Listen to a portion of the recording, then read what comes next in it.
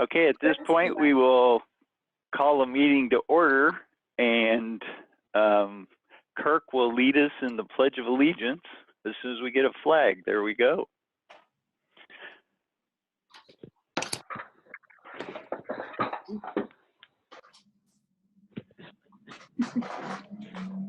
So, Kirk, did you catch that you were going to lead us out there? Yeah, I started, but I realized I was muted. Ready, begin.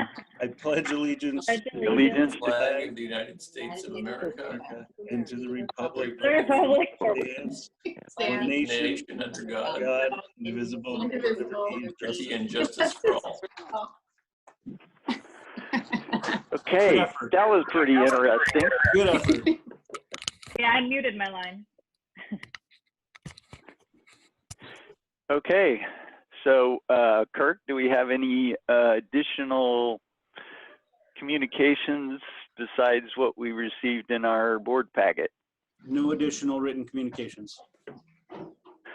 And Levi, did we get any requests for people wishing to speak to an agenda item? There was no public comment. Okay. All right. At this point, I would entertain a motion to approve the consent agenda. So moved. Second. Okay, and I need to some kind of way get myself a list here so I can do them in the same order every time. So this So what is I'll do is, can I ask who was that motion? Was that you, Durbin? Yep. And the second? I think Debbie beat me to it. Okay, thank you. okay, is there any discussion about the consent agenda? No. Okay, seeing none, we need to do roll call votes, and I will have Levi poll each one of us to get our vote. Okay, for roll call vote for the consent agenda, Board Chair Richardson, Yes. Member Durbin, Yes. Member Wilkins, Yeah. Member DeLagrange, Yes. Member Brownell, Yes. Member Nelson, Yes. Member Coleman. Yes. Okay, the motion carries. At this time, we will turn the meeting over to Kirk to do the miscellaneous superintendent's reports, and he can call in who he needs to do what he needs to do. Very good. Thank you.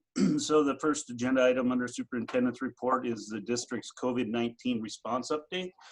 As you can imagine, there has been a lot going on regarding the governor's executive orders. I'm going to cover the 5 elements of the executive order, and I'm going to have my director team speak to those as we get through those.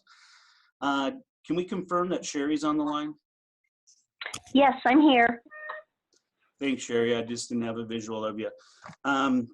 The first order, the requirement of the order is to continue delivering supplemental education and learning opportunities to students to the extent practical through independent study or other appropriate options. So I'm going to first turn it over to Susan. If you could give just a general overlay of the direction we're heading at the elementary level. Yes, I almost started talking without unmuting myself. So met multiple times with the elementary admin team last week, and also with teacher representatives from each school, and have a general plan for what we're going to roll out. The look will be that there will be a weekly packet done by grade level teams, and the venue that we will push that out is through Google Classroom. So each grade level team at each school will have a single Google Classroom site that they will embed a link with the weekly packet. That packet will also be in hard copies that we plan to distribute through the meal pickup sites And then also when we get the transportation bus routes up and running, we can also deliver the packets through that way for those families who want a hard copy. Accompanying the weekly packet, whether it's online or a hard copy, will be short video clips of teachers from that grade level team that they talk about each of the things in the packet. They might read a story out loud one day. They might remind students how to, if there was a math practice page, they might do a short demo on reminding them, you know, what that math process is, or demonstrate an art activity that they can do. It's going to be up to them, but their little daily video message will match the packet for the week. The other things, some of the other things that we're doing is that you may have seen on Facebook, if you have a student at an elementary school, that all of our principals are now up and running with morning announcements through private YouTube channels. Some PTAs are posting that on Facebook, but students all have a link that's emailed to them so they can see their principal doing a morning announcement. Trying to keep some normalcy in the day for our students. We're announcing birthdays. Principal Musser is telling jokes, all different sorts of things. We also plan on continuing with our One District, One Book. So that's a district-wide elementary event that happens in the spring where every student has a copy of a single book, one title for the whole district, and then there's a plan what to do each day with that book. So in a couple of weeks, we'll roll that out. We'll get the books out. We're in the process of doing some more ordering, and then we'll get the books out to families, and then that will be a part of the daily videos so that we can support that project. Last Friday, I sent an email in both English and Spanish to all elementary parents that had multiple links to free educational websites. Todd will elaborate more later on similar sorts of supports on our webpage, but I did send that out to elementary parents on Friday. And then just all of the reaching out that many of our teachers have done with personal messages, postcards, letters, cards, lots of things like that to just encourage our students so that they know that their teachers are thinking about them and that we're making plans to get information out to them. I think that's it for elementary, and I'm going to turn it over to Trish. I have a quick question. I think it might apply to elementary and secondary potentially. But when we're doing the weekly packets by grade level teams, is it each school going to be deciding what's in that packet? So it'll be kind of individualized to that school and that grade level team? Yes, by school, okay. Not by the whole district.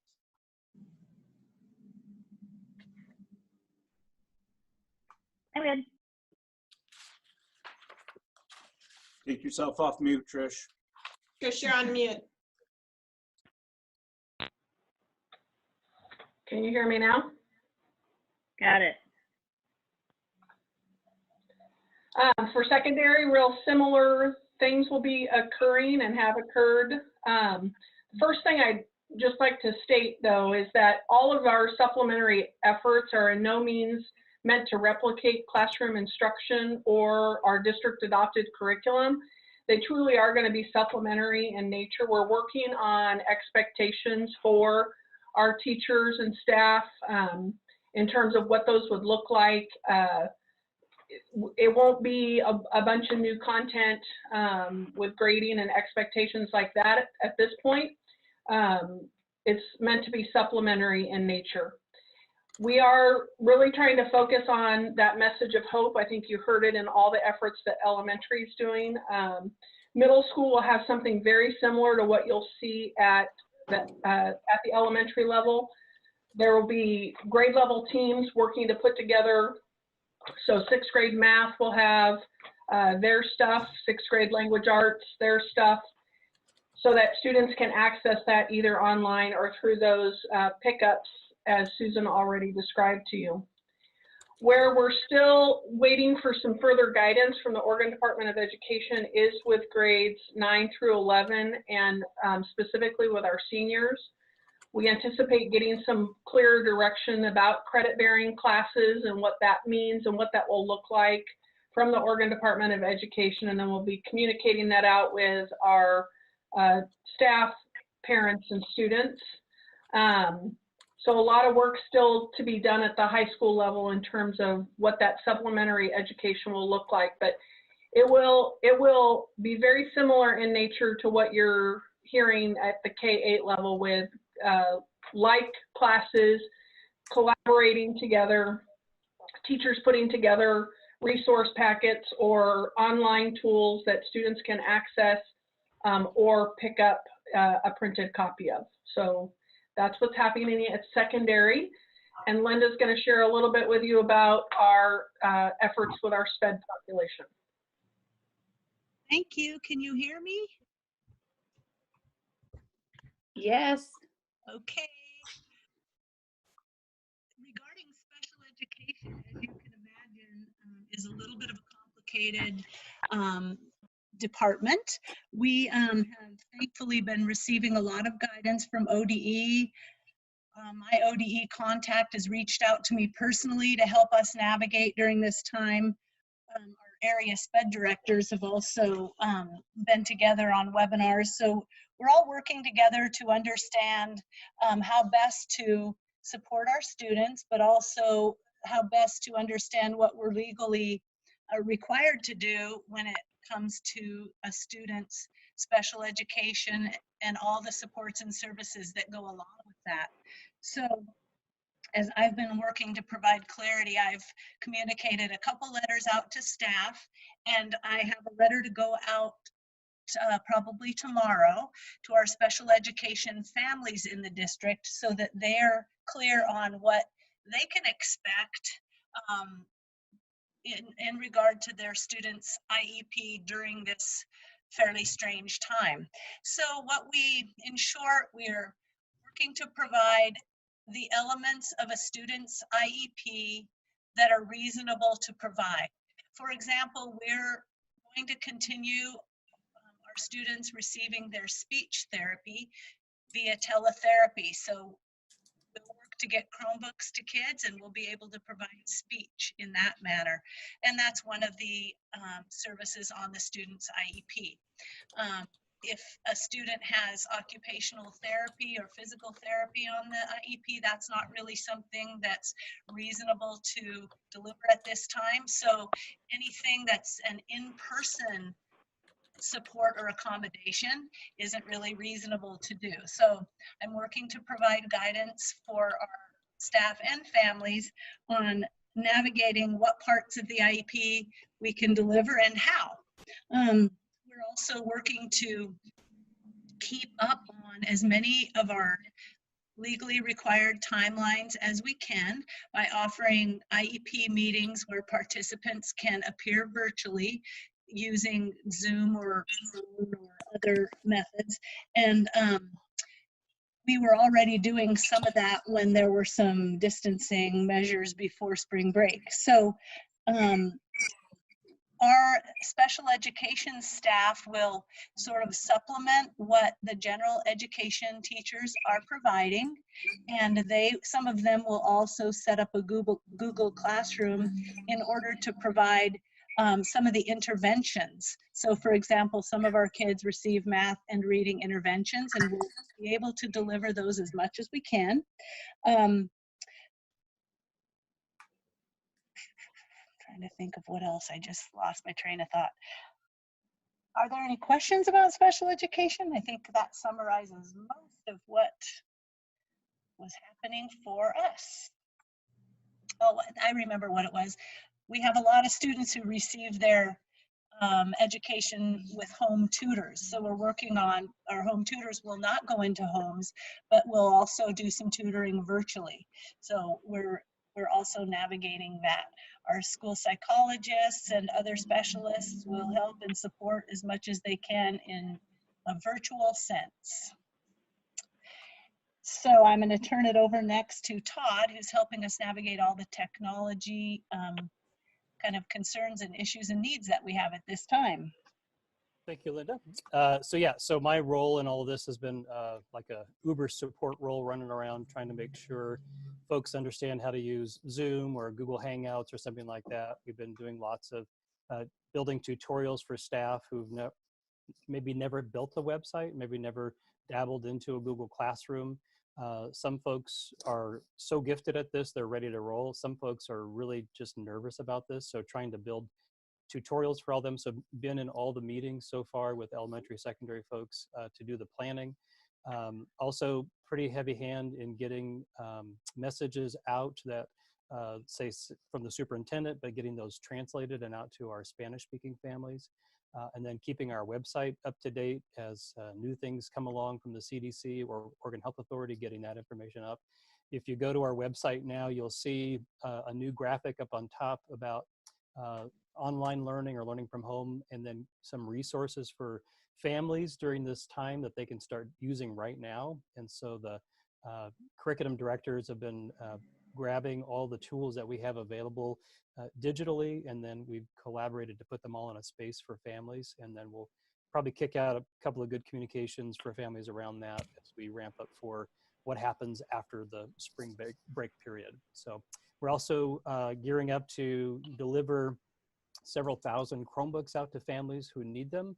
So we're letting families tell us what they need in terms of technology so that we can get that out to them.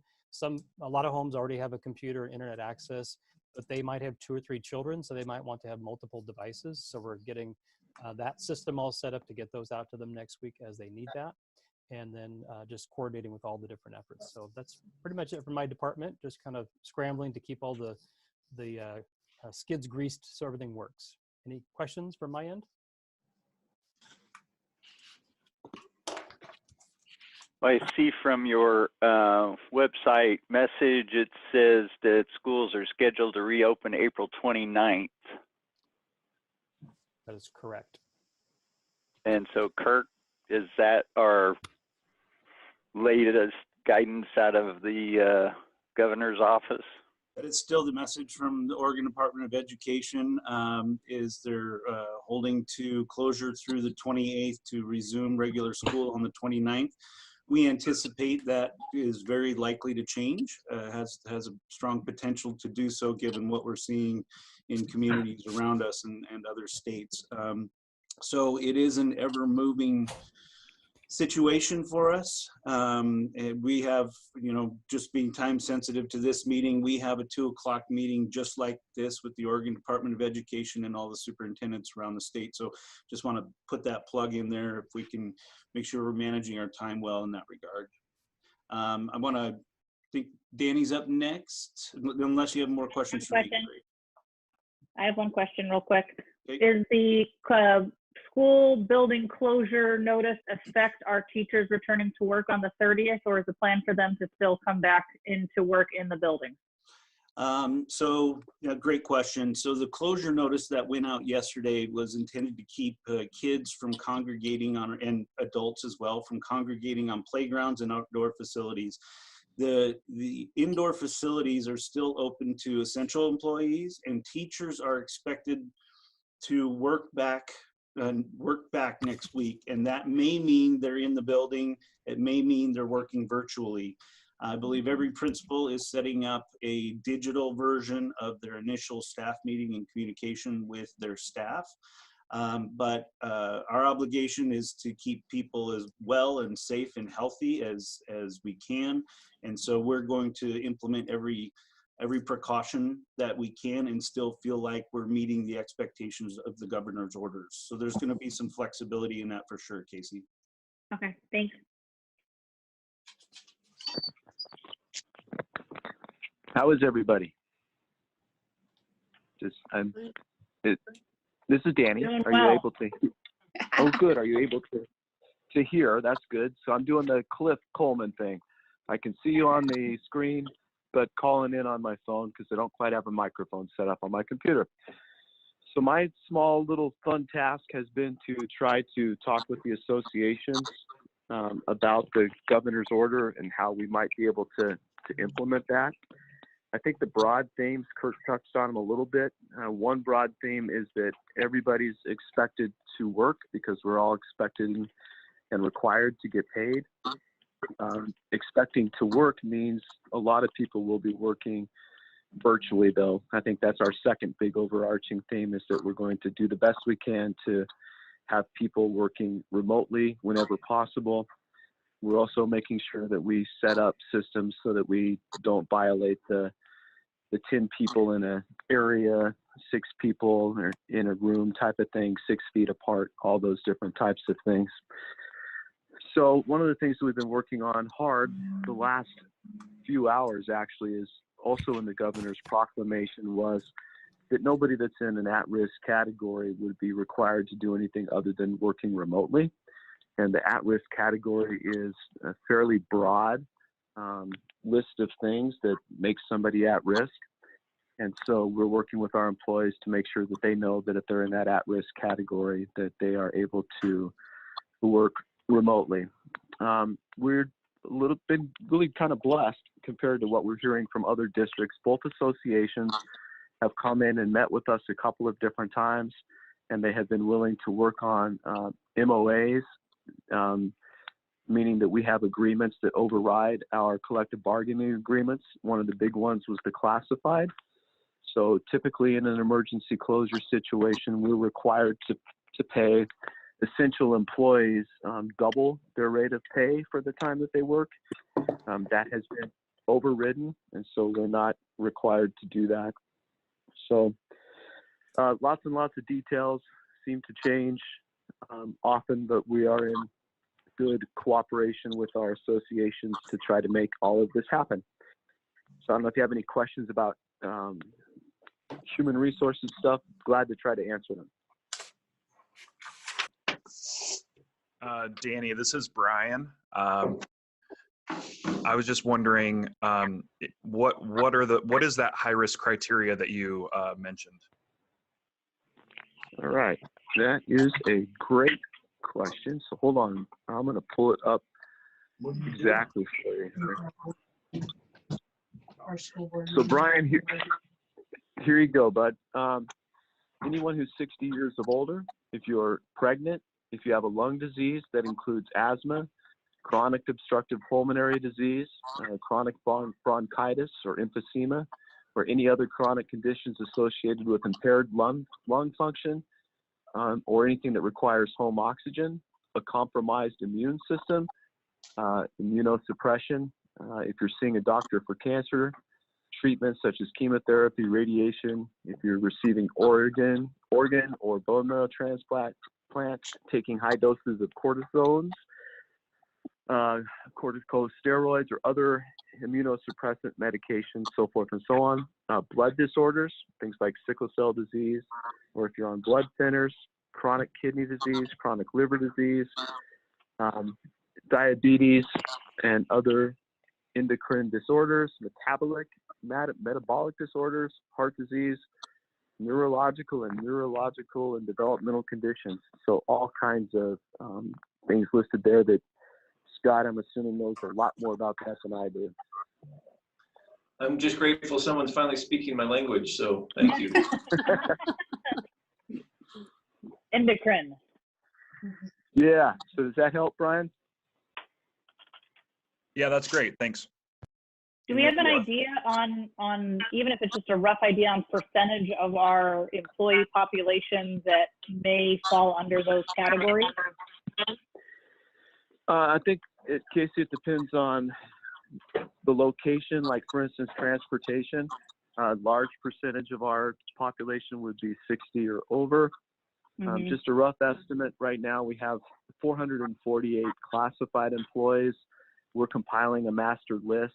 They just started really sending notifications that they're at risk and that kind of stuff the last couple of days. And I would say we're at 70 so far of those 448 classified employees who are at risk.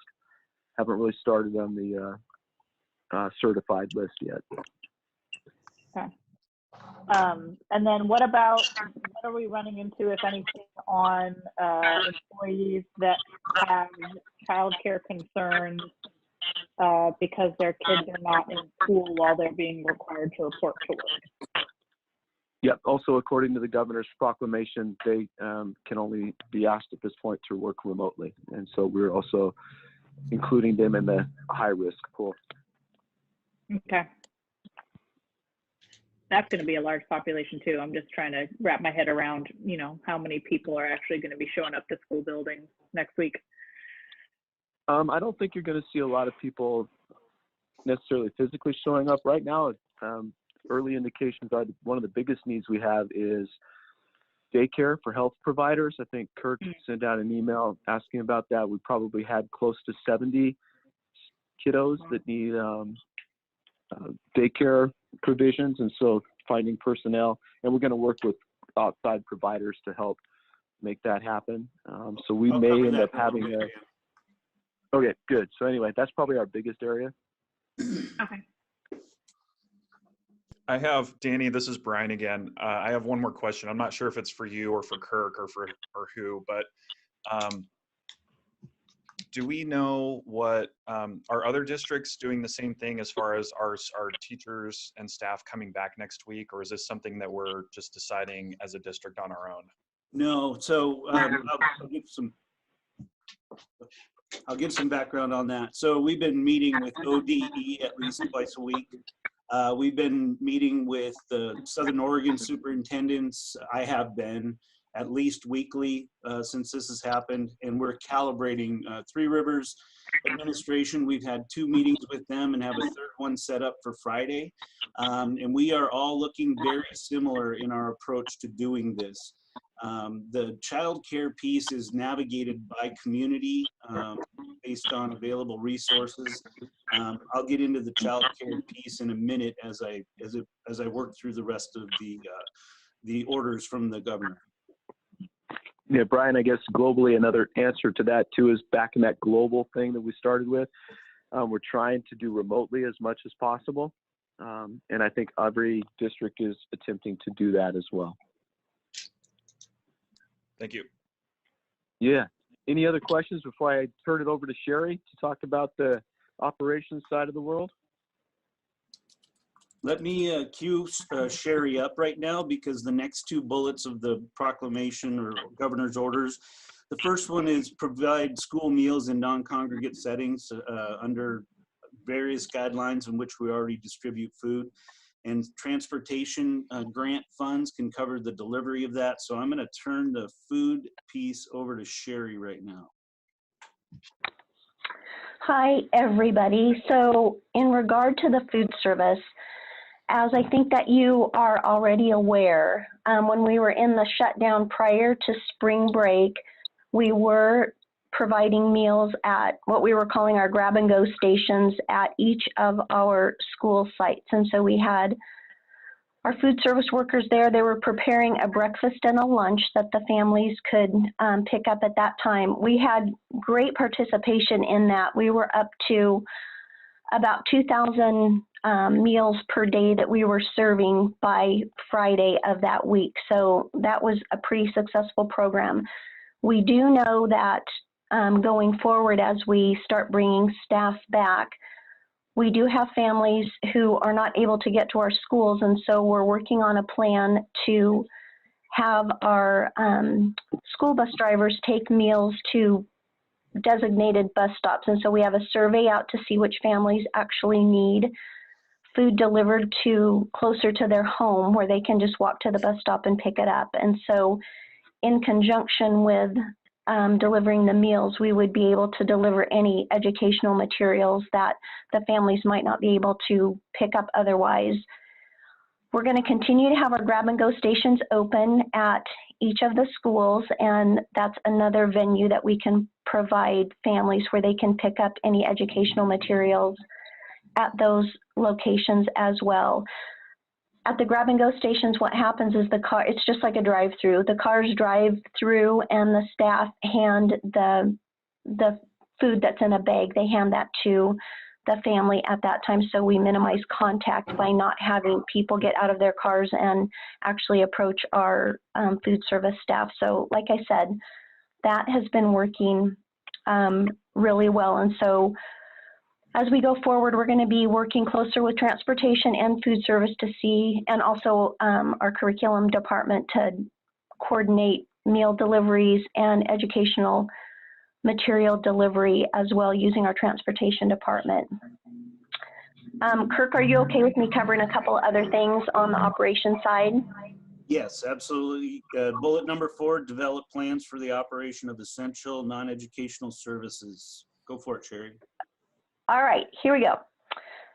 So we also have our custodians who were not in the at-risk categories. They are reported back this week, and so we do have a complement of custodians that are working at each of our buildings, working on doing that deep cleaning. The school where we're taking the biggest hit on staff that are in an at-risk category is at Grants Pass High School. On a typical day, we have 12 or 13 custodians that work there. We are only having about 2 to 4 custodians that have been at Grants Pass High School. So providing some supports for Grants Pass High School, which I believe we will have to continue that going forward, given the ages of our custodians, which puts them in that at-risk category as well as some of the health conditions. So continuing to work on that. Our maintenance department is filling in the gaps as they can. All of our support service departments are truly amazing. They're very dedicated to the district, and our supervisors are working very hard to make sure that we can provide all of these emergency or essential services that are being required by the governor. Our print shop is gearing up to do the printing of any materials that we'll be delivering. So we have that on deck, working on that. And then we're also involved in a couple of community partnerships, specifically with Asante. They reached out to us early on and asked if we had any of the N95 masks available. And because of our wildfire season that we've been having the last few years, we actually had about 2,000 extra of those masks that we gave to Asante. And then they also reached out to us and asked if our Grants Pass High School CNC department could fabricate some face shields for the hospital. So we're in the process of working on that right now. So looking at sourcing the materials, I believe Asante has hired an engineer to help with the design on that. We have one of our staff members who's also assisting in the design process of that, and then another staff member who would actually operate the CNC machine. So that's all moving forward, and I'm really happy that we're able to partner and help our healthcare community too. I hope that all works out.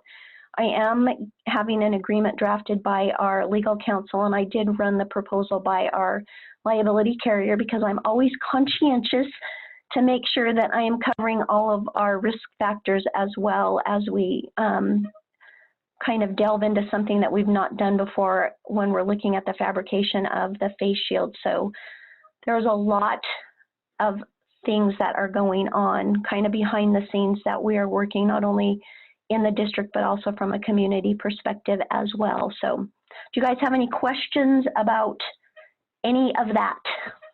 I do. I saw something on Facebook about wondering who might have 3D printers available to help in part of these manufacturing scenarios. Have you been contacted regarding that? That is what the hospital contacted us about. And so other than the hospital, no, we've not been contacted by anyone else in the community. Okay, thank you. Mm-hmm.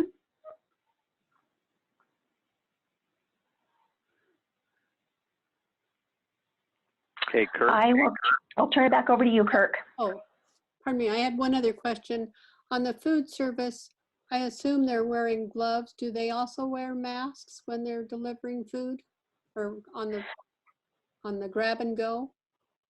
No, they are not wearing masks, and that is mainly because the guidance that we had received is that the masks weren't essential for as a personal protective item for our staff. And also we've had some communication from a couple of RNs here in town who said that we didn't necessarily need to be using the gloves. We're kind of taking guidance on that just because I'm not sure about whether that's wise guidance or not. But I think the concern there was that the RN is concerned about the hospitals not having enough of the personal protective type of equipment and are hoping that we can maybe minimize our use of that to keep stock available for them. So at this point, yes, they're wearing gloves, but we have talked about them putting the meals on a tray, and so then they would just walk the tray up to the car, and then the family could take the bag of food or whatever materials are off the tray so that they're not actually handing something to them. So still working on that, but also getting guidance from our healthcare providers as well as our folks at the state level on, you know, what type of personal protective equipment our folks should have as they're doing the different tasks. All right, thank you. Yeah. Gary, you wanted to ask me something? No, I was just trying to move the meeting along, so Okay. I thought you were up next. All right, I'm going to jump in real quick. I'll touch on the child care provision. So we're obligated to provide, to come up with a plan to provide some child care for emergency management services, including obviously the hospital, among others. So a survey did go out to all of our families and we asked them to pass that survey along. Please fill it out if you fit in one of these categories of necessary services. And so we're collecting that information. As Danny had indicated, we've already got more than 70, it's probably pushing about 85 right now, respondents requesting childcare from birth to age 12. Approximately 17 of those are between birth and age 5. So our obligation based on the requirements is to partner with, have local partners who are licensed to do that and have experience doing that. So we have a meeting set up tomorrow morning with Southern Oregon ESD Early Learning Services. We have private daycare, preschool, and on-campus kids is joining us. The YMCA is also going to join us tomorrow as we plan out these logistics. Based on the numbers, we'll determine how many child care placements we can have here. We do believe that the Grants Pass High School Child Development Center is equipped to handle the birth to 5 as they operate Early Head Start and Head Start, who are of which Head Start is also shut down right now. So the facilities are available for that. And then based on the locations of what's coming in on the survey, I would estimate we would have each elementary school have a site. As Danny indicated, we are looking for volunteer classified staff to help provide that daycare. So we're planning all the logistics starting tomorrow morning based on the numbers we have, and are moving forward with a plan to be able to offer that at some point next week. We're hopeful for Monday, but it's more probable, sorry, I take that back. We need to do some orientation and training with our staff on Monday at the earliest.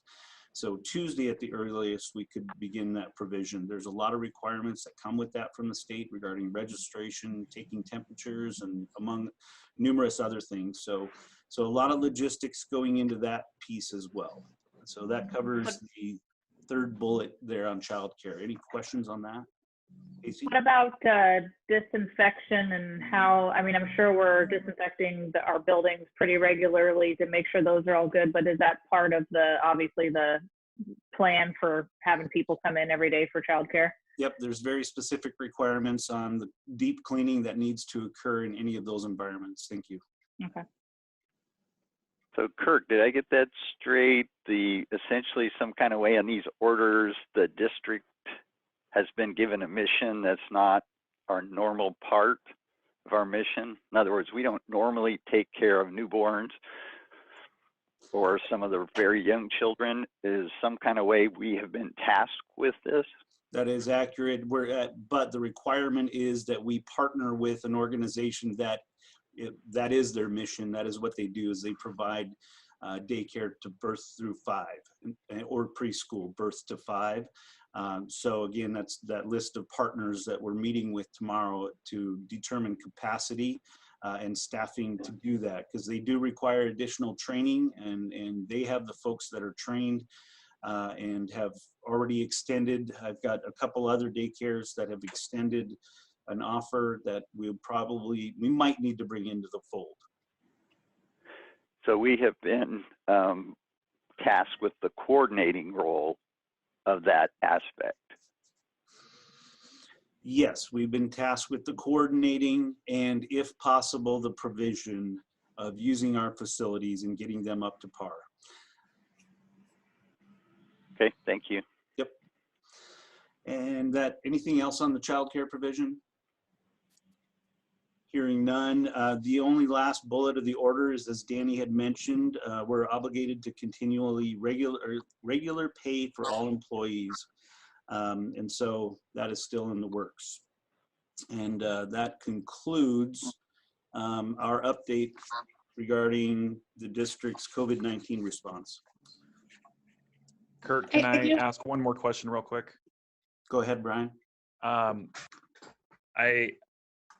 We're scheduled to reopen April 29th, and you said obviously that's subject to change based on how things play out.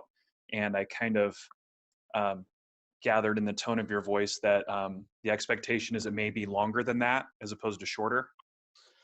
Yeah, I don't want to call it an expectation, but I will be far from surprised. I think as most educators are right now, given what we're seeing in other states. And I think it all depends on the health authorities advising the governor and the Oregon Department of Education. I think you've all heard of the curve that they've talked about, and needing to have clear indicators that we're on the downslope of that curve in order to move forward with reopening and doing business as usual. It very much depends on our community taking this seriously and helping do their part to limit the spread of the virus. The hand washing, the social distancing, it was, I think the governor was appalled and felt like people were making a mockery of it early on, and has hence increased the expectations around that. So Brian, I don't want to say I expect it to, but I would be far from surprised. Kirk, I have one clarification. Sure. The 70 students that we've identified or have been reported so far, does that include our staff? That does not include our staff, and part of the orders, the orders did not indicate that. It's only for emergency personnel. As Danny alluded to earlier, our staff will be granted the ability to work from home to fulfill their obligations. That would be a capacity issue that would drive our capacity significantly. Perfect. So Kirk, when you mention an order, which order are you talking about specifically? So executive order number 20-08 was the initial order, and then these specific language has been modified and guidance has been updated. So I'm trying to give you the flavor, but it's these 5 elements that have been consistent across every order and every update or all the direction we're getting.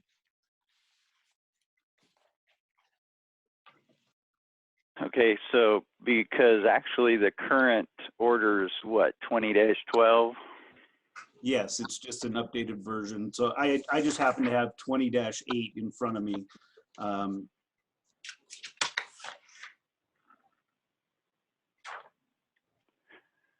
Okay, thank you. Yep.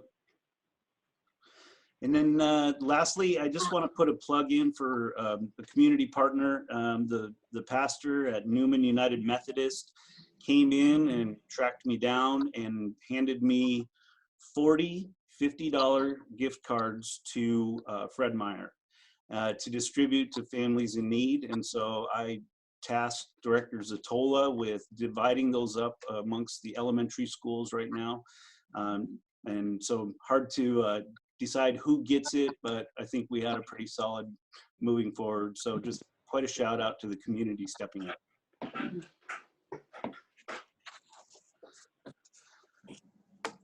Hearing no further comments, I'll keep moving through, Gary, into the next one, 4.1.2, budgetary considerations given potential economic impacts. So yeah, this we recognize and began our conversations of the significant impact these closures are going to have.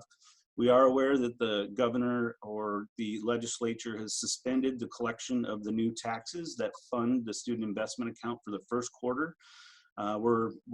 I don't believe the orders are out yet to suspend collection of those taxes for the second quarter of the year. That means a significant impact to our SIA plan. We as a group can tell you right now, just staying on the SIA side of things, I'll jump over to the state school fund side of things. SIA, the vast majority of those investments have not been procured. We can cancel capital projects and contracts as related. We have offered letters of intent to a handful of teachers. And so a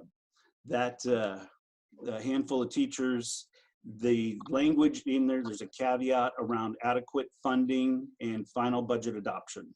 And so we do have the opportunity to rescind those should it come down to that. So that's just on the SIA front. We do anticipate a significant impact to SIA funding moving forward, and we're ready to be pretty nimble around what that looks like for us as a school district. The state has asked that we just continue forward with submitting our plan. I'll touch base on that here in a little bit. If we want to flip over to the state school fund side of things, our funding has always been driven based on the state economy, and the economy is going to take a huge hit, already is. The forecasts are showing that as well. And so I'm going to turn it over to Sherry to talk about several mechanisms, considerations, et cetera, that we've already been talking about down here at the district office. Sherry? Thanks, Kirk. So just to reiterate what Kirk has said, there's going to be a significant impact to not only the student investment account, but also to our state school fund, I believe, just because our state school fund is predominantly driven by income tax. And if we have a significant number of our folks who have been laid off or businesses that have been impacted, that's going to affect us as well. So we started talking about that. We've actually started talking about that last week because I've been worried about that. I get updates from the Joint Special Committee that's working on the student investment account side of that, just so that I can keep a pulse on what is actually happening with those funds. And then on the general fund side, we get updates from ODE frequently on what they're seeing. Typically, as all of you who have been on the board for a while know, those updates don't come to us like immediately. And so when you're looking at something like this, that is a global health crisis, updating us on our funding is not going to be top of priority for ODE because we've got so many other things that we have to deal with first, which is first and foremost, what kind of education can we get to our students while maintaining some kind of social distance between everybody? And so don't look for an update from ODE for a while on what the actual impact to our state school funding is going to be.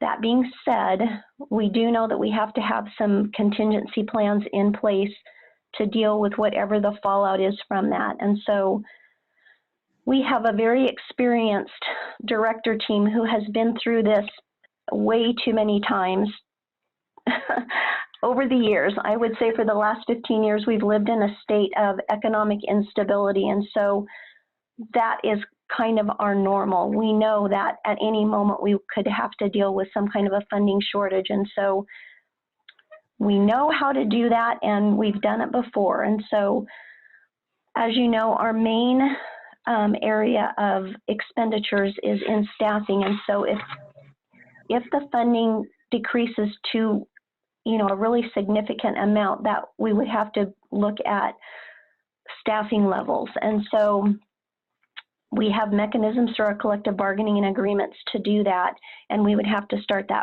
that process of looking at what is critical as far as delivering, you know, as well-rounded as possible education for our students as we could. So we would start there. We would also look at any kind of, I'm going to call them discretionary, but they're not really discretionary, but they're kind of those low-hanging fruit items that we could immediately discontinue funding, such as technology. We would look at textbook, any kind of textbook adoptions, any kind of new program implementations, any of those kind of things that had not been implemented yet. We would be looking at putting those in abeyance until we had a clearer picture of what state funding looked like. Kirk already talked about, on our letters of intent, we've included language that says this position is dependent upon adequate state school funding, or in the event that it's a student investment account position, dependent on student investment account funding. Our construction projects, we'll have to look seriously at those. None of those have been started yet, and so the only one that's really moving forward with any kind of purpose is the seismic project at North Middle School, because we do have the funding from the state that is settled. They're not pulling that funding away from us, and so the seismic project will move forward, but the addition of the classrooms at North, the addition of the modulars at South, the work we were looking at doing at Riverside to add classes, and the modular at Gladiola, none of those have been started yet. So we're kind of in a holding pattern on those projects until we see where the funding level comes in at. And for the current year, we will limit purchasing to the extent that we can, so that we can increase our ending fund balance for the current school year, because anything that we can save in this school year can be moved forward to be used as a beginning fund balance for the next school year. So we're looking at all of those items that we know could help us as we move forward.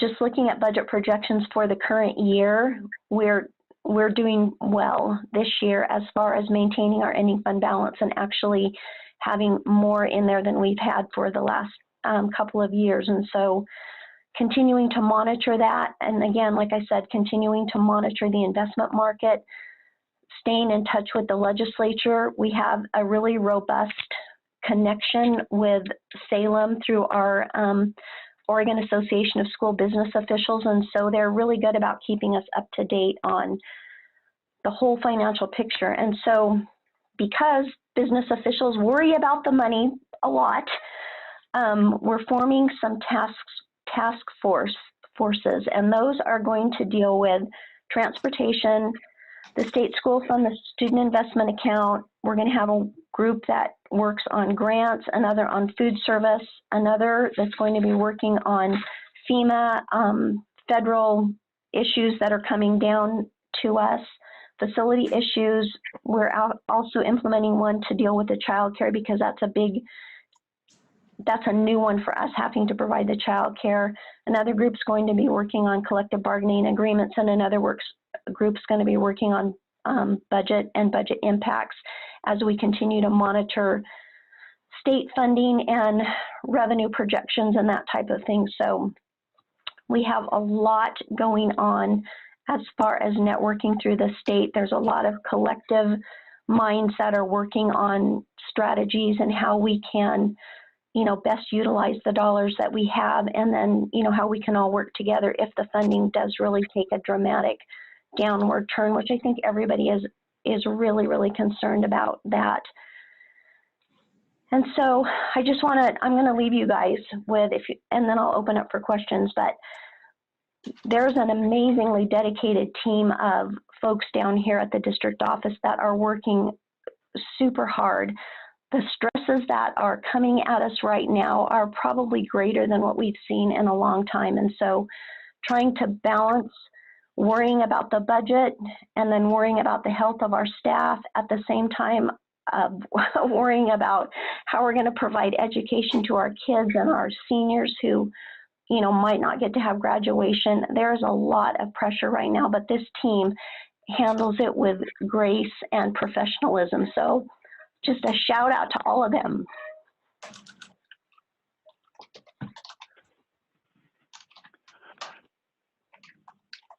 And You that beat me goes, to the punch, Sherry. You completely beat me to the punch.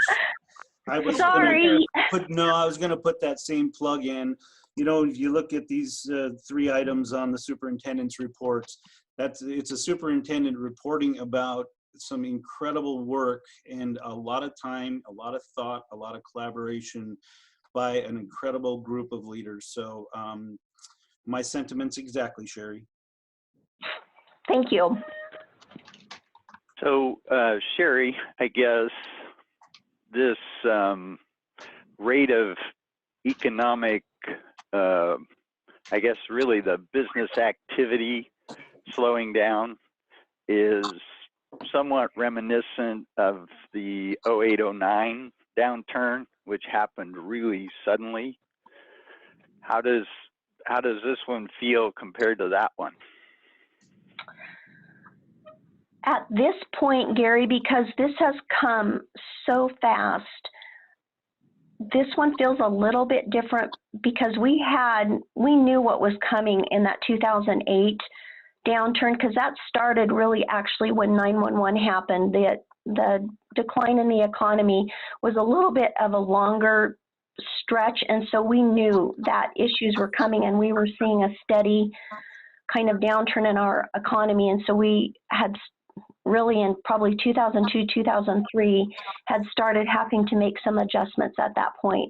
This one is kind of like, coming out of the blue. When you're looking at a global pandemic like this, it's not something that you really is on your mind and that you're preparing for. So this one feels a little more emergent than the 2008 crisis did. That being said, how we approach this will be the same way that we've approached budget crises before. We've had them prior to 2008, where we've had to, make the tough decisions about, whether it was employees not being able to keep their job and having to pare back on programs. And so I anticipate that if the economy does tank because of the loss of wages, because folks have had to close their businesses, that we're going to be looking at doing the very same types of things this time that we've had to do before. We always look to, leverage any type of funding that's out there, any type of grants, anything that can help us as we deal with the loss of funding. And we'll continue to do all of those things as we kind of deal with this. But like I said, this one is hitting us hard and fast on a lot of fronts, not just the funding side, but on the education side as well. Okay, so I guess I would point out for the rest of the board that in 08-09, the state of Oregon didn't have the rainy day fund stuff that they have set up now. And Sherry, do you have any information on the size of the state's rainy day fund stuff for schools? Yes, I can't tell you the exact amount because I don't know that off the top of my head, and I didn't look that up prior to our meeting. But they have a healthy reserve that they've set aside for education. In fact, all of the information that we have received on that front is because business officials have been questioning the state even well before this crisis happened about, you don't know what you're going to collect on the tax. What if you don't collect what you think you're going to collect on the tax? And so there's been a lot of concern about that even, a year ago. And the state has shared with us that their rainy day fund for schools, their school stability fund, or whatever you would like to call it, is the healthiest that it has ever been. And so I know the state has some healthy reserves out there set aside just to help backfill specifically on the student investment account. I know they weren't anticipating something like a global pandemic to affect it. So that being said, if there is a significant loss of funding. There are reserves that will help backfill that. Will the reserves backfill it entirely? Probably not, but at least it won't be a situation where it's like there's absolutely no funding, but I still anticipate that with the rainy day fund, we're going to see some kind of a reduction in the funding, especially on the student investment account side. On the state school fund side,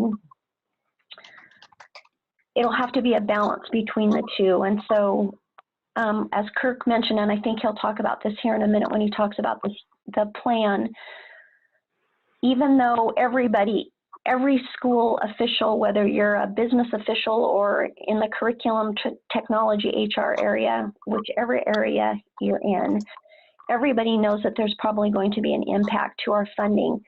That being said, ODE is still requiring us to submit our plan, and the plan has to be submitted based on the work that each district did, reaching out to their community and identifying those areas where the need was the greatest. And so we will submit our plan, and Kirk will review that here with you in a minute, but we'll submit our plan knowing that that's probably going to have to change. One thing that we absolutely cannot do is submit the plan under the intention that, well, we're just going to use this funding to backfill the general fund. That is an absolute no-no. Now, can we be creative on the other side of that, of, how we put programs in place and how the funding on our end is allocated? Yes, we can always be creative, as we have always been creative before. And so we'll continue to employ those same creative techniques that we have in the past.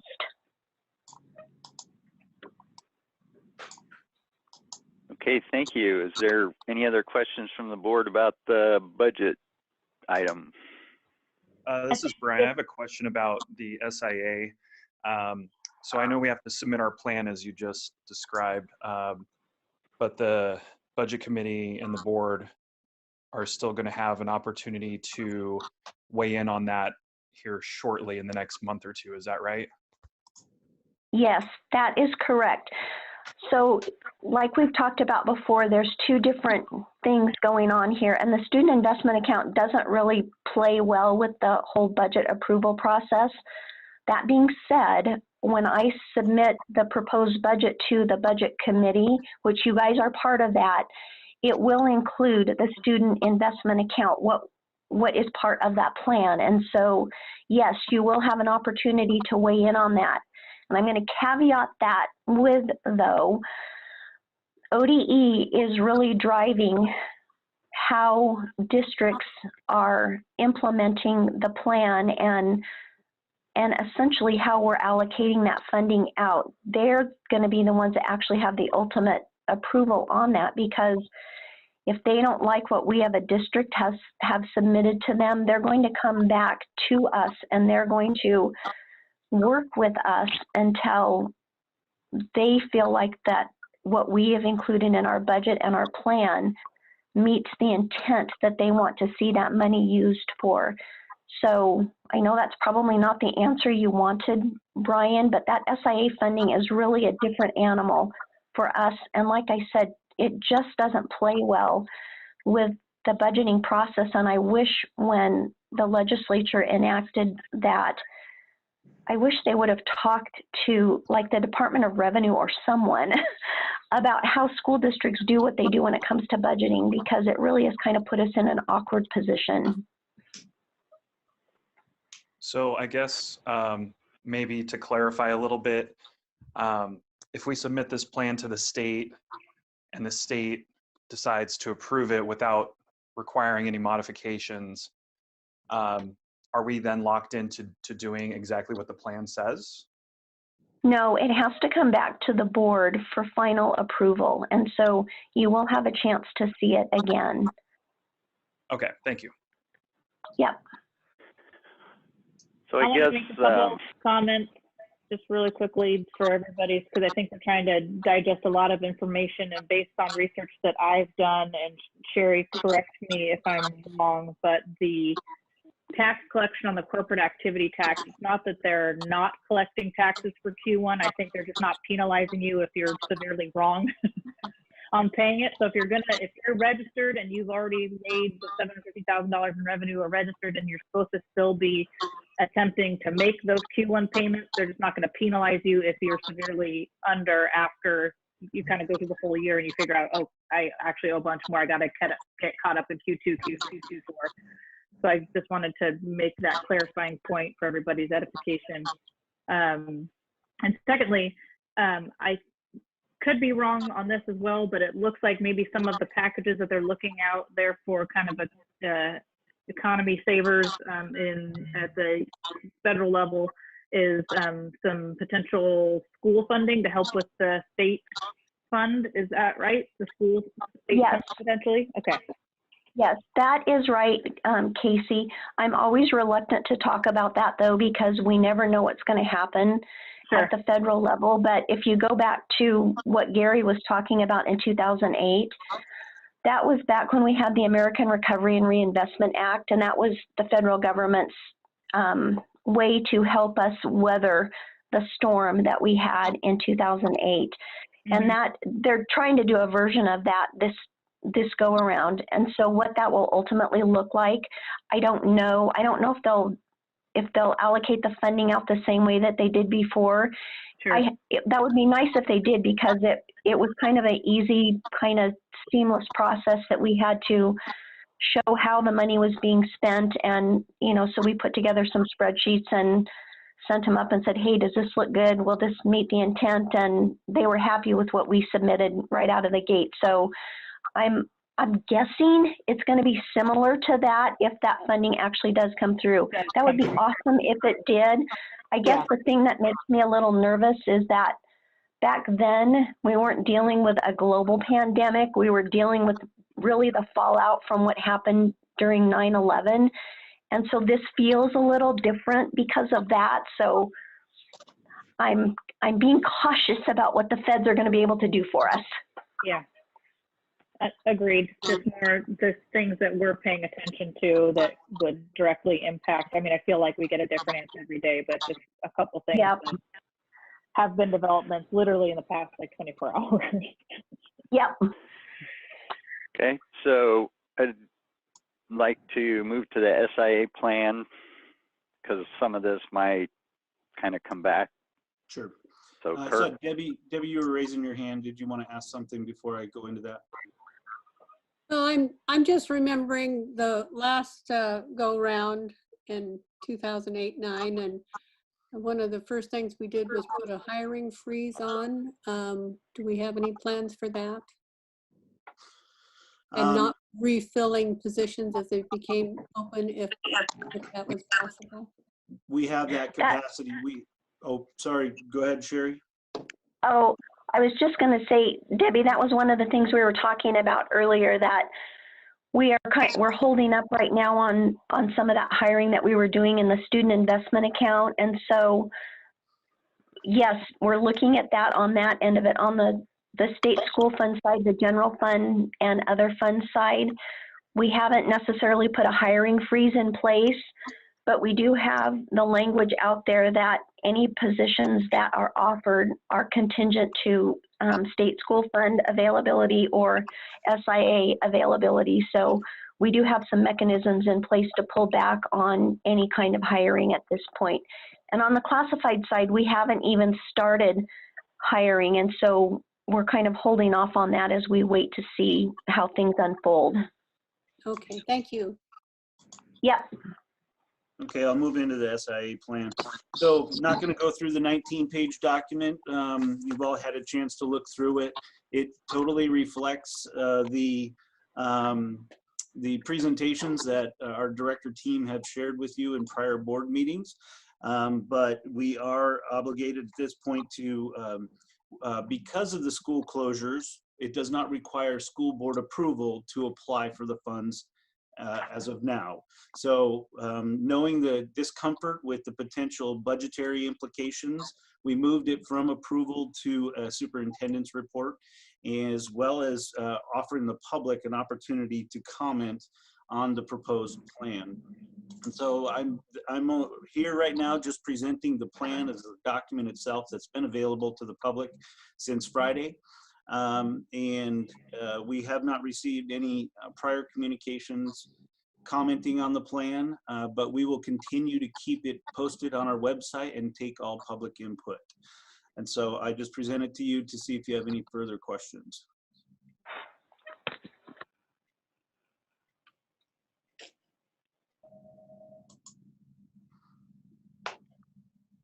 No questions. I think we're turning it over to you, Gary. Okay. Well, so I suppose this would be the point for some political commentary.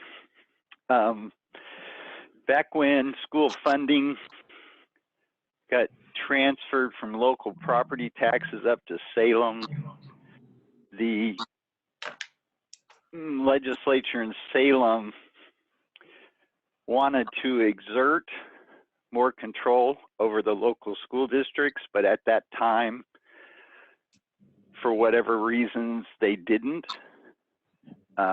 With this last tax proposal, which includes the SIA money, they exercised their prerogative to take control of that money.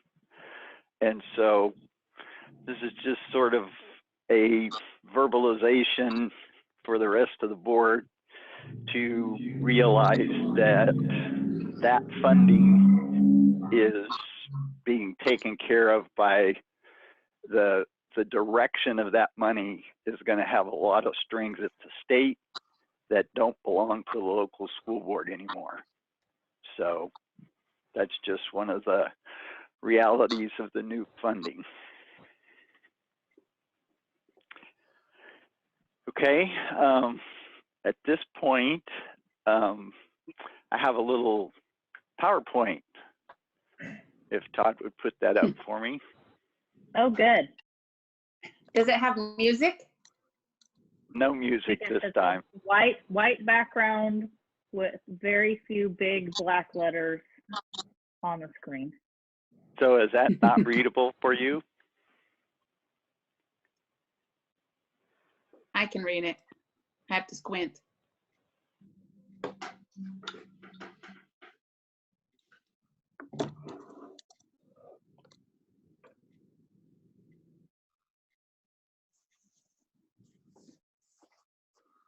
So this crisis, I guess you'd call it, is going to affect some parts of our community much more than it's going to affect some other parts of our community. And people's responses to it are going to be vastly different. And so while we have to do a lot of talking about our worst case scenario, we are also trying to prepare for, I guess, the best outcome that we can. And I think there's a lot of opportunity in the fact that things are being changed to maybe speed the process of some of the changes the legislature is trying to direct us to do to improve the education for our students. So we will start to work on what that looks like to make things better. And so I'm done with that slide, Todd. And the next thing, hopefully you have a copy of the superintendent's goals. So the purpose of this agenda item is just to give us 5 or 10 minutes of prep for what that's going to look like in our next monthly meeting, which is to try and decide what are going to be the big chunks that, like Kirk's last year's goals on the left-hand side, I think he had like 4 groups or something like that.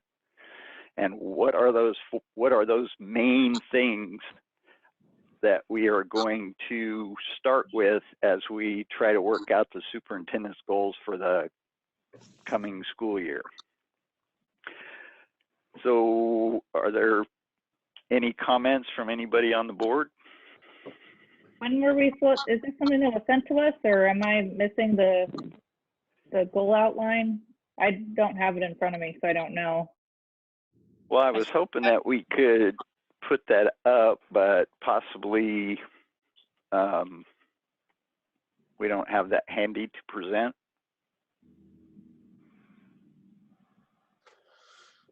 Gary, I don't have that, but we can see if we can catch it real quick. So give me a minute. Okay. Can I take this opportunity? Oh, go ahead, Gary. No, go ahead. Well, I just have a couple of things written down that I don't see board reports and special concerns spot. So shoot, go ahead. Susan, on your Google Classroom, when we talk about, well, both you and Trish, are the majority of our students familiar with Google Classroom? Is that something they use? Elementary, no, but they will be soon. Okay. And also, Kirk, I want to give you kudos before we head into the superintendent goals. I've heard lots of good things from community and parents, and even district employees from other districts, that you have done an incredible job with communicating to the parents and community. Thank you. So, and then Sherry and Kirk already got it, but this, I had it written down simultaneously, listening to all the reports from the directors. It's just one more reassurance that we are GP, we are going to make it, and I'm proud to be a part of it. So thank you guys for working hard. I know it's tireless, I'm sure. I have a board report or special concern. Okay, go. Mine is just related to communication as a district, and I know kind of it's a goal for us as a board, as a district. We have Kristen on board now, and so I was just wanting to hear a little bit, because I do remember from one of your communications, Kirk, that you're spending a lot of time responding to parents and community members. And I'm just curious how that's being streamlined, whether that is through Kristen or not, to make sure we're using this opportunity to achieve one of the goals we all acknowledged we wanted to do, which was, you know, consistent communication outward, and make sure we kind of hit the ground running here. This is a perfect opportunity to have great impact. And I'm not saying that that's not happening. I want to understand more about how that's looking for you right now. Or are you doing it, you know, one by one, responding to emails you're getting? Are we starting to transition that to Kristen to get some, you know, consistent messaging out, even if it's coming from your email box? Just wanted to hear you talk maybe a little bit more about how the district's approaching that communication right now. Sure, absolutely. So it has been a Lone Ranger show for me. Kristen is only on her second day on the job. Amazon or whoever the deliveries are backlogged. We can't even get her a computer right now. Oh wow! So we've had the desktop and laptop on order for some time. We expected the laptop to be here yesterday and the desktop to be here today. So she's been a bit out of a loss just even here in day 2 of joining us. She and I talked initially about you know, what the messaging to the community during this time, and I'm asking for her assistance in crafting that messaging as she becomes familiar with what the schools are doing to respond to the governor's orders and what's happening in our community. So she's processing a lot of new information right now, and cool. So I'm giving her a lot of grace as she thinks through this. She's got lots of creative ideas. She's already taken over on some of our social media stuff and making that all look really good. So there's no shortage of things that we gave her to start working on. One of those is supporting me with my messaging. I did communicate that at this time, I have been that point person. I have responded to every individual email from a parent or community member or staff member that I've received.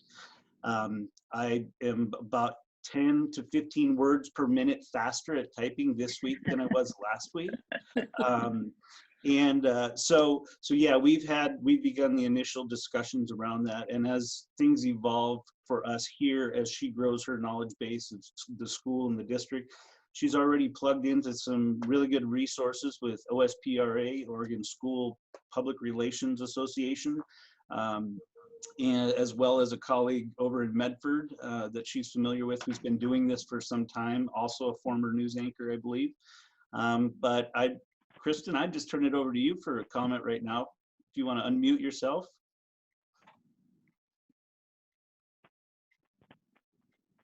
Can you hear me? Yes. Good. Hey, yeah, I was talking to Kirk. It's kind of like filling holes in a boat while you're learning how the boat even operates. And so it's a lot of information gathering at this point. And so I just want to be helpful any way I can to make sure that any of the messaging that's going out through email can go out in any other platform to make sure that that's consistent. We've also talked a lot about maintaining some normalcy. So finding some ways to still connect our students with their teachers and with the district so that they feel like there's still some sense of even fun.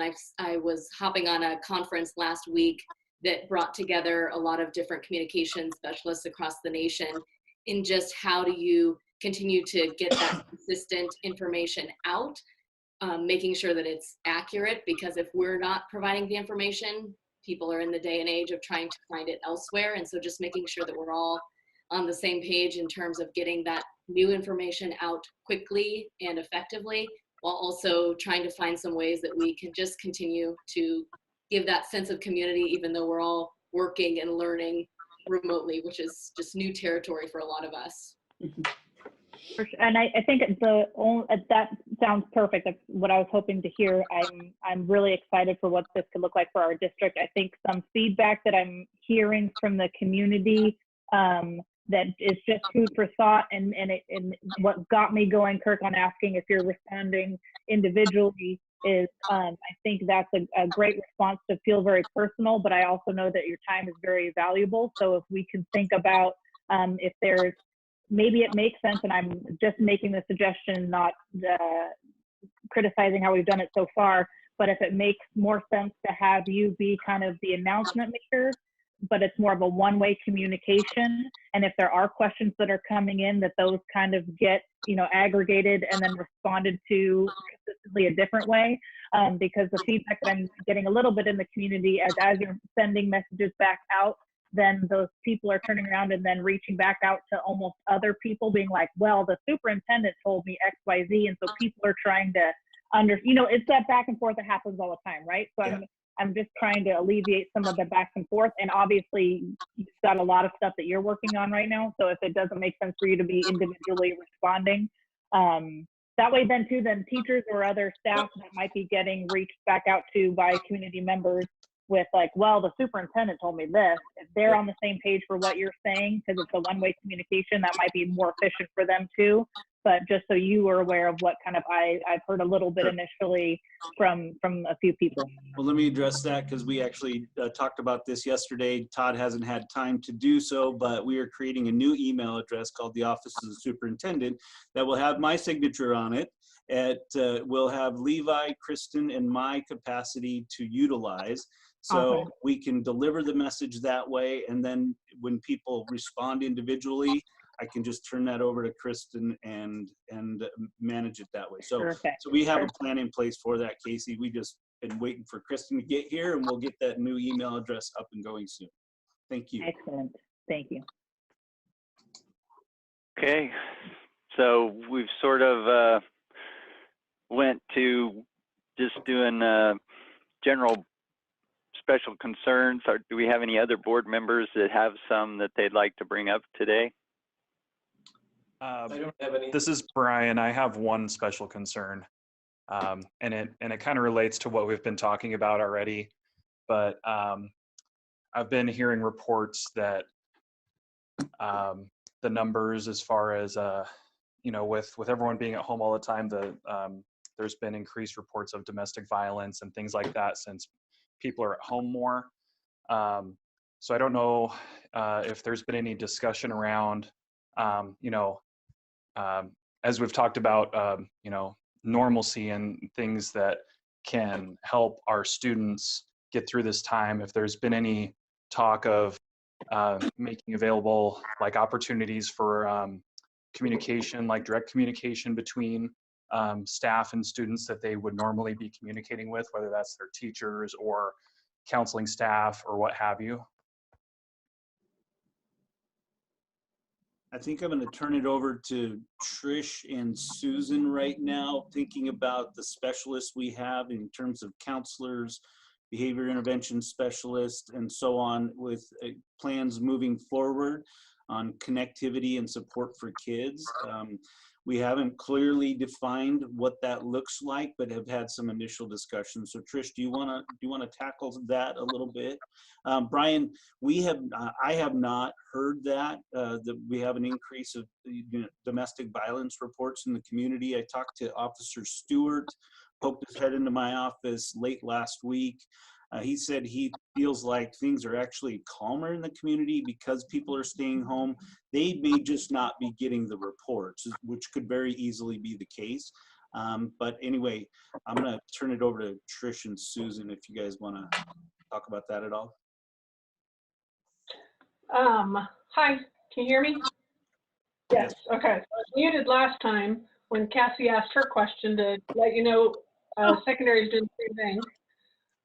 Definitely something we are all talking about is the social, emotional health needs, mental health needs of our students as well as our staff.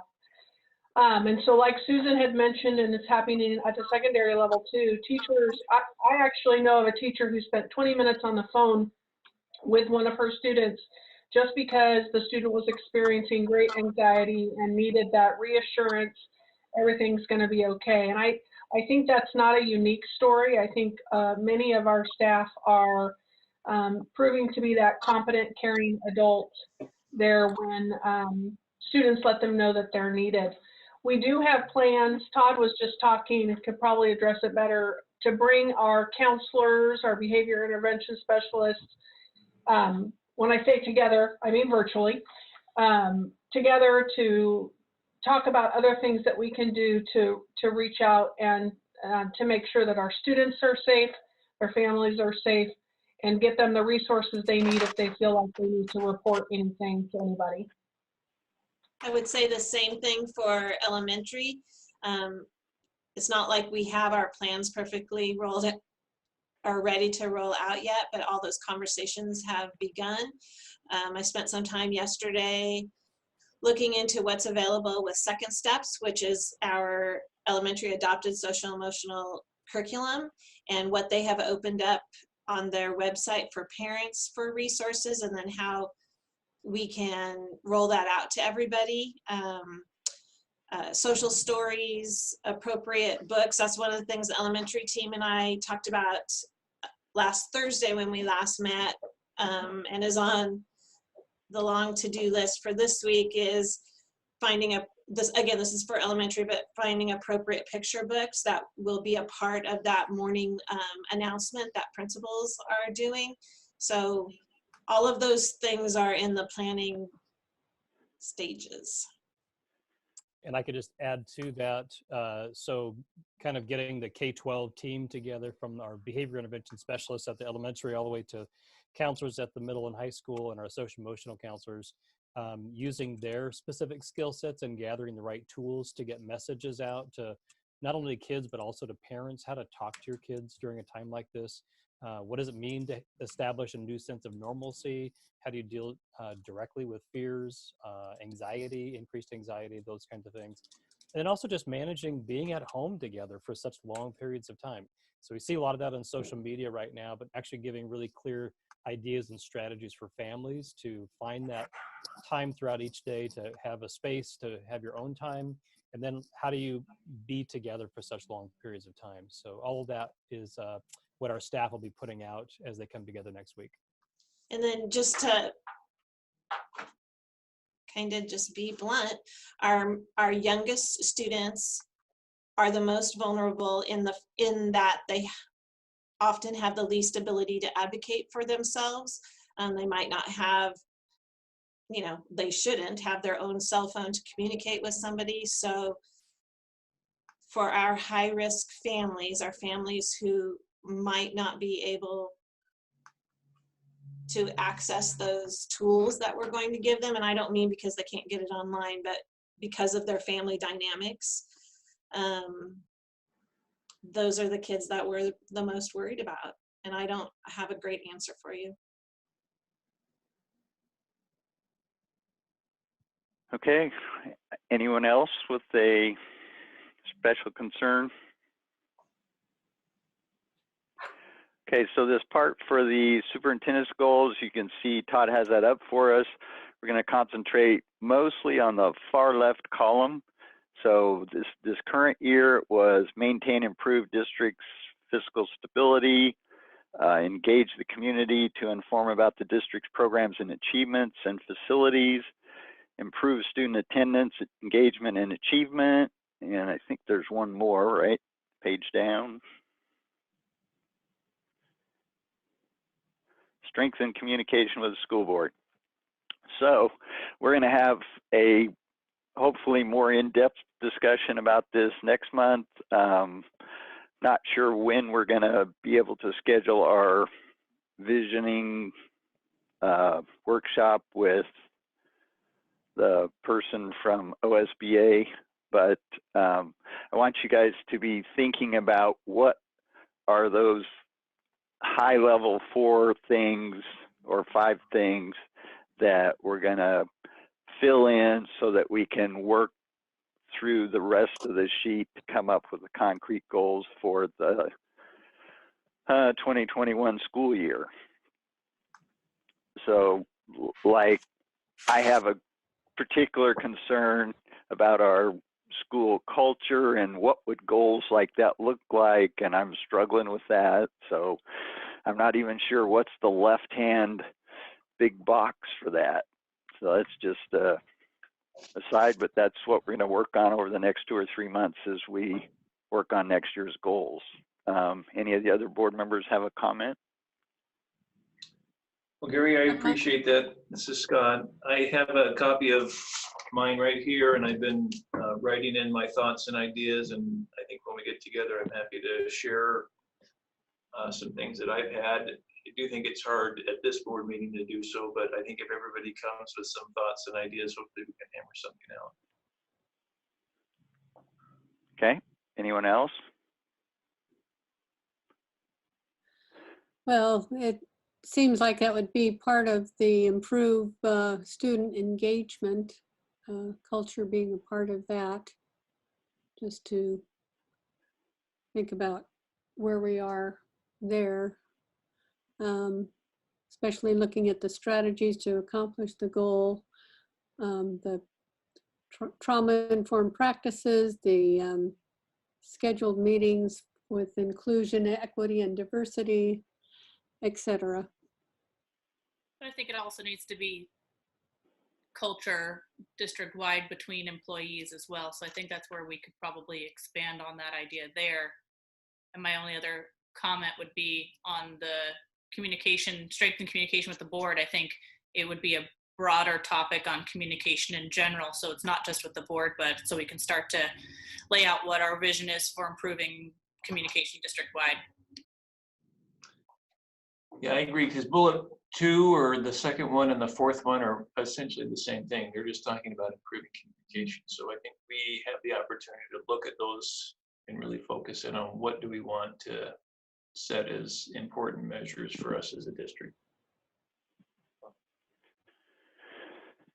Okay, at this point, I need my parliamentarian to tell me how can I adjust my agenda. I think I need a motion. I think we need to move to the action items because, Kirk, did you tell me you have another meeting at 2?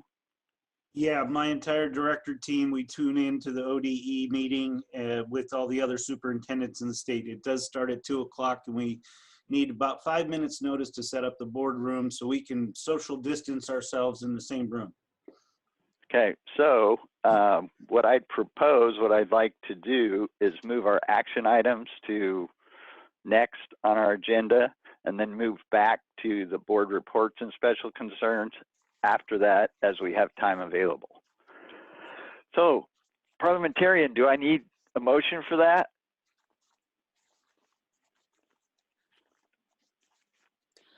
Okay, I'm going with I need a motion. So somebody give me a motion to move the action items up to the current agenda item and the remaining board reports and special concerns to after the action Point of item. order. Point of order. Sure. Looking at the board reports and special concerns 1, 2, and 3, haven't we already done all that? No. Okay. I move that we move to action items 5.1 and 2. Second. Any discussion? Levi, please take a vote, please. Roll call vote to amend the agenda. Board Chair Richardson, Yes. Member Durbin, Yes.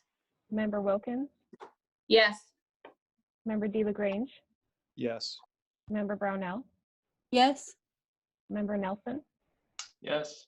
Member Coleman. Cliff? Okay, absent Cliff. Okay, so motion carries. 6 yeses and 1 abstains, I guess. No, I guess I've been cut off on my phone. Okay. Can you hear me? Yes, we can, Cliff. Okay, there might be a time limit on my battery on my phone, but I voted yes. You apparently didn't hear it. Okay, thank you, Cliff.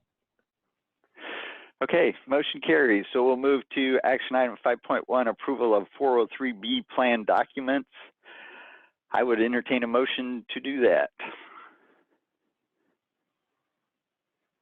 So moved. Second. Okay, it's been moved and seconded that we approve the 403B plan documents. Kirk, do you have someone who's going to give us a brief overview before we have discussion? Yep, turning it over to Sherry. Go ahead, Sherry.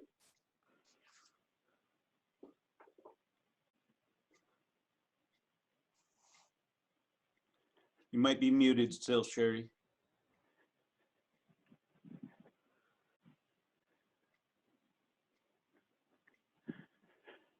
Okay, so Sherry can explain this much deeper, but basically we have to submit this to the state. We have a deadline of the end of March to identify available 403B plans to our employees, and we use Caruth Compliance to accomplish that. And it's a deadline thing right now. And Sherry, I don't know if you're on or still muted. If you have any deeper, that was the 30,000 foot overview I got from Sherry on this one. Okay, so would there be any board members that have questions about this plan? I would just want to know if there's anything that we're changing from previous or if it's purely procedural, what we're doing. I actually can't answer that question. It was updating. Yeah, it's updating. I didn't see it as. Okay, I'm texting with Sherry and it's procedural. Okay, so are there any further comments from the board? Hearing none, all those in favor of approving the 403B plan documents, Levi, please take the vote, please. Before we do that, I did not catch who seconded the motion. Scott. Thank you. Okay, roll call vote on approval of the 403B plan documents. Board Chair Richardson? Yes. Member Durbin? Yes. Member Wilkins? Yes. Member DeLagrange? Yes. Member Brownell? Yes. Member Nelson? Yes. Member Coleman? Yes. Thank you. Okay, the motion carries. At this time, I'd entertain a motion for approval of the 2021 school calendars. So moved. I'll second. Okay, it's been moved and seconded that we approve the 2021 school calendars. Kirk, do you have anybody who wants to speak? Yeah, about that? Yeah, I will just point out the main difference with this calendar compared to prior years is we are going to be starting school a week earlier, given where the year would actually take us very deep into June if we had held with our traditional calendars. I would also comment that both Trish and Susan, I'm going to open it up to you, have done extensive work in attempts to begin to shift our calendar in ways that we can expand learning throughout the year to the extent possible. So this is just the beginning of some shifts we would hope to see long term, depending on, of course, our facilities and the ability to house year-round model of schooling of some sort. But anyway, Trish or Susan, would either of you want to comment? I would just tell you we gathered a lot of staff input this year, elementary and secondary, on the school calendars. That gave us some thoughts and ideas and direction for continuing to bring further alignment to the two calendars, and then the JDEP calendar is in there as well, which is a totally separate calendar. And then just ideas that we have going forward for how we can build in more days or a longer school year, more frequent breaks. More to explain on that, but got some ideas for going forward. Okay, so is there any discussion from the board? I am especially pleased that we are starting a week earlier than we would be normally because of the lateness of Labor Day this coming school year. Thank you. Any other board comment? I'm afraid that I am particularly struggling with this particular board calendar. Clearly, there was no conversations with the Oregon Department of Wildlife. That's going to put all those students that go bow hunting the last week of August to avoid school completely out of being able to do a bow hunting trip. Those are with this excused school absences, calendar. Gary. That falls under the special carve out under excused absences. Okay. Any other board discussion? Okay, all those in favor, please say yes. Roll call. I'm sorry. Roll call. Hang Roll on. call. Levi, please call for a vote. Okay, roll call vote on the 2021 school calendars. Board Chair Richardson? What? Yes. Member Durbin? Yes. Member Wilkins? Yes. Member DeLaGrange? Yes. Member Brownell? Yes. Member Nelson? Yes. Member Coleman? Yes. Thank you. Okay. The school calendars have been approved for the 2021 school year. At this point, we'll return to our board reports and special concerns until for about 5 to 7 minutes. So the next item up we had was budget considerations in regards to state funding. This item was put on there to request as board members. We've had a lot of discussion about that. So if there's any additional discussion by board members, now would be the time. Good.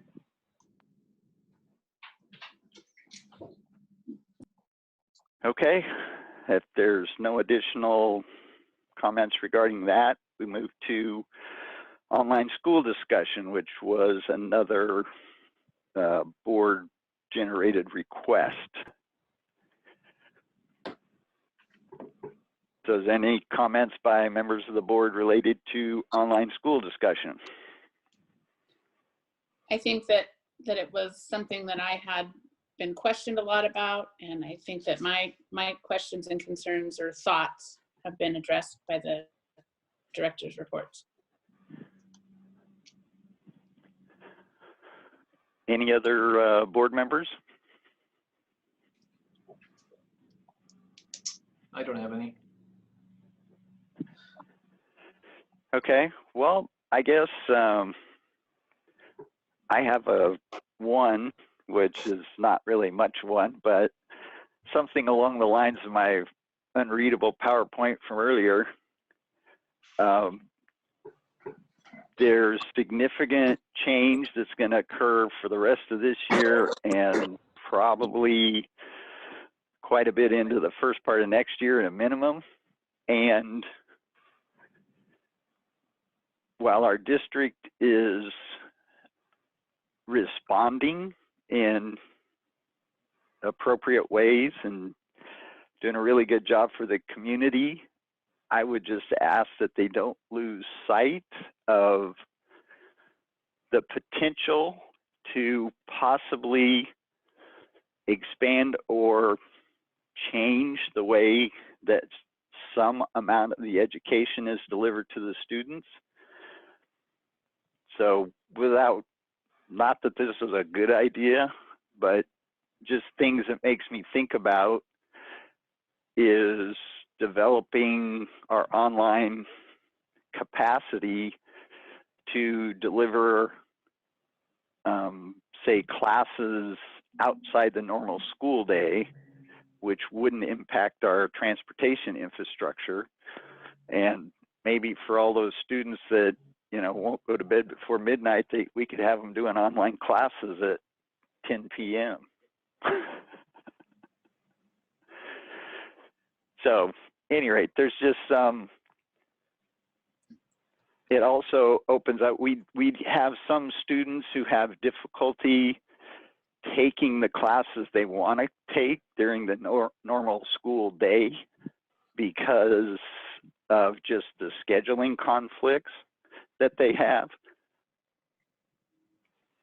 And possibly there would be an opportunity in the future for certain classes to be moved to the online mode, which opens up the school day classes more for possibly like those high interest electives or that kind of thing. So those are just some things I think about as we're trying to do it better. Also, we've been trying to encourage our students to do, well, some of our students graduate with a lot of college credits. In fact, they graduate with so many, if they had them in the right places, they could actually have a 2-year associate's degree.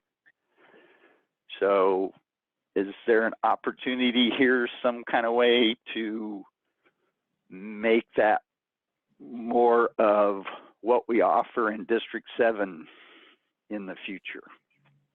So I think I'd add to that too, as we're looking for expanding the school year, if there's ever going to be a version of summer school as we're modeling this online coursework, keeping that in mind. And as we run into other capacity issues, if we are having to sideline capital projects, I think all of those outcomes are going to be a potential direct benefit out of the work we're doing right now. So.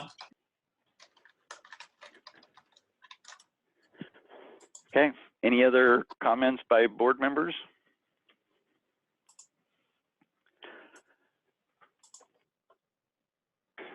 Kirk, anything additional you want to wrap up the meeting? Nothing additional. Just want to echo the efforts that are going on throughout our district right now. The people that are working, the director team here, and the support staff.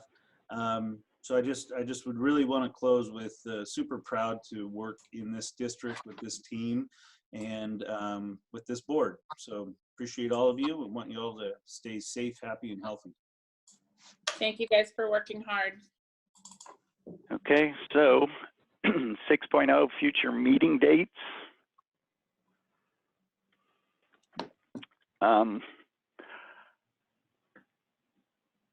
So we have a special board meeting Tuesday, April 7th. That will be another virtual meeting.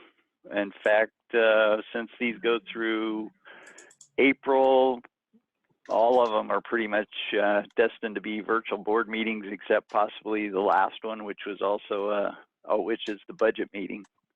So I have a request, Levi. Can we have lunch delivered next time? We're hungry. You talking about DoorDash to your house? DoorDash to everybody's house. Woo woo. Well, can't we have food services? They're busy doing lunches for kids. Bag lunch. We need to bag lunch it. We'll pick it up. The special Okay. board meeting Tuesday, April 7th is, do we have a tentative agenda on that? SAA, right? Hey, Gary, Yes. that one is for the findings of fact for the Riverside Elementary construction project. So we still need to move forward with some of those kind of technical issues. It doesn't mean that we're going to actually start the project, but in the event that we can, if we don't do this now, we'll be way behind the 8 ball. Oh, and we also have the memorandums of understanding or agreement or whatever you call them that we need to have before the board as well. Okay, so we do have a tentative agenda for the April 7th meeting. And with that, no executive session. We are going to adjourn the meeting. I will give someone one last opportunity to say they need to say something. Hey, Gary, I just wanted to Yes. tell Casey happy birthday. Oh, well, so now we're going to sing? I mean, we can all sing. We You got guys bad are cutting out. microphone. I can't hear you. It's cutting out. It's weird. The sound's going off. Okay, I think. Does that come through? I think we're adjourned. Okay. Thank you, everybody. Good job, guys. Thank All you. right. Thank you. Thank you.